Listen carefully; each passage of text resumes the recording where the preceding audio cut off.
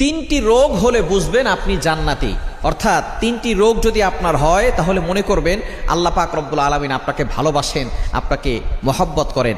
যাদেরকে আল্লাহ তাআলা ভালোবাসেন, মহব্বত করেন, তাদেরকে আল্লাহ তাআলা বিভিন্নভাবে পরীক্ষা করেন। তার ভিতরে একটা পরীক্ষা হচ্ছে অসুস্থতার নিয়ামত দিয়ে আল্লাহ তাআলা পরীক্ষা করেন। মনে রাখবেন, সুস্থতাও আল্লাহর নিয়ামত, অসুস্থতাও আল্লাহর নিয়ামত। আমরা অসুস্থ হয়ে গেলে অনেক সময় আল্লাহকে অভিযোগ করে বসে, আল্লাহ আমার কি দোষ ছিল? কত মানুষ সুদ খায়, ঘুষ খায়, তার কোনো সমস্যা হয় না, আল্লাহ তুমি শুধু আমাকে দেখো, খবরদার এরকম অভিযোগ করবেন না।